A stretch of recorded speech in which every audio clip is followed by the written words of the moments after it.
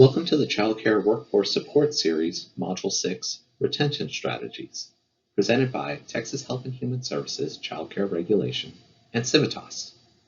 This is Module 6 of 8 in the series. In this module, we will cover why reducing turnover is important to your business, what are some retention strategies, and how you can build program culture and why it matters. Turnover is a threat to your operations. It's expensive to your business to continuously take time to recruit, interview, hire, onboard, and train new employees. Families worry about the quality of care their children are receiving when they regularly see new employees. Children need consistent caregivers so that they can grow and flourish in your program. High turnover also impacts the morale and stress levels of your existing employees too, creating a stressful work environment. By investing in employee retention, your business benefits all the way around. Children have fewer disruptive behaviors when they have the same caregiver. Families are more content as they've developed rapport with their child's provider. Your staff is stronger as they can rely and depend on one another, creating a more supportive, healthier work environment. And instead of recruiting, interviewing, hiring, and onboarding new employees, you can invest in the growth and development of your current employees, strengthening your business in the long term. So how does turnover affect childcare businesses? Imagine this scenario. Imagine you go out to your favorite restaurant. You love the atmosphere, the vibe, and of course the food. Everyone there knows you by name and even your order. You always order your favorite dish, and it's cooked to perfection every time. One day, there's a sign on the door that says, "New head chef." You go on in and go ahead and give your favorite dish a try. It tastes good, but it is clear that it's not the same. On your next visit, there is another new sign. New head chef. You notice some of the old faces are not there, but everyone still seems nice enough, although it takes a while to be seated as there are fewer staff there. Again, you order your favorite dish. However, it's not exactly how you remember it. Part of the dish is slightly undercooked. Next time you visit, it still takes a while to be seated, and you are waited on by someone new. They don't seem to be familiar with the menu, nor your favorite dish. After ordering and waiting much longer than usual, due to the restaurant not having enough staff, the dish you finally receive no longer resembles your old favorite. You look around and it seems everything has changed. Now, would you still feel like this is your favorite restaurant? And would you be inclined to go back? This is just a made-up fictional example of how turnover can threaten business sustainability. You can see how the changes in personnel can affect the entire business and ultimately the sustainability. Turnover can harm your business in many different ways. It can affect the safety of children, quality of care, and ultimately threatens the sustainability of your business. Research has shown children's physical, social, emotional, and intellectual development and safety depend on consistent, caring interaction between themselves and their caregivers. Caregivers play an essential part in children's healthy social development. Changes in caregivers can make it difficult for a young child to bond or feel content, as it takes time to build that relationship. Early child caregiver interactions are critical in building the foundation for learning and relationships. In addition, there are also safety concerns, as staffing turnover can lead to lapses in judgment, the continuity of care, and in sharing information about children's activities or well-being. Too few caregivers can lead to an increase in injuries or incidents as well.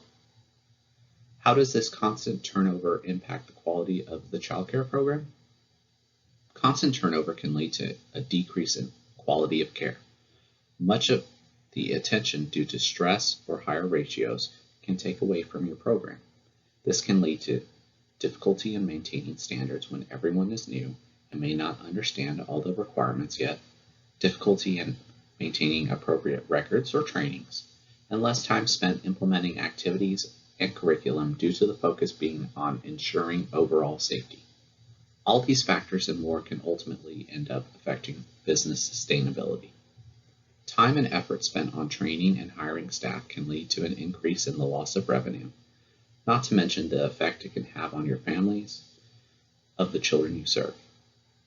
There are costs associated to hire new employees, including the loss of trained employees, the loss of stability and experience, the loss of business reputation, and the loss of productivity. When turnover is high, children and families are not able to connect and feel content at your operation. Any efforts made to build a positive relationship and culture can be damaged, as families won't see the need to connect and may turn elsewhere. We will discuss how to build program culture later on in this module. Providing benefits can be a factor when someone chooses to either stay or leave your program. Here is a list of some possible benefits you could offer to help staff retention. Free or reduced cost childcare benefit. You know the peace of mind that consistent, reliable childcare provides to your families, and imagine how comforting it could be to your staff members too. Consider offering a free or reduced cost benefit to your employees. This short-term benefit could have long-term benefits to your program through staff members' commitment and loyalty. Another benefit to consider is paid time off, teacher classroom supply stipends and or reimbursements. Also, when educators have the tools and materials they need to do their jobs well, they feel supported. Consider offering a supply stipend or reimbursements for materials to staff members to encourage their investment in your program. Offering professional development assistance and or tuition reimbursement. Another possibility is offering health insurance or providing assistance with premiums. Also consider offering retirement contributions. So how do I build my program culture? There are several things you can do. 1. Having a shared purpose. Having a shared purpose for your program helps your employees feel a sense of belonging to your program and each other. Spend some time talking with your staff members around the vision of your program and your core values. When employees are invited to participate in this type of exercise, they buy into the purpose of your work and feel a stronger connection to your program.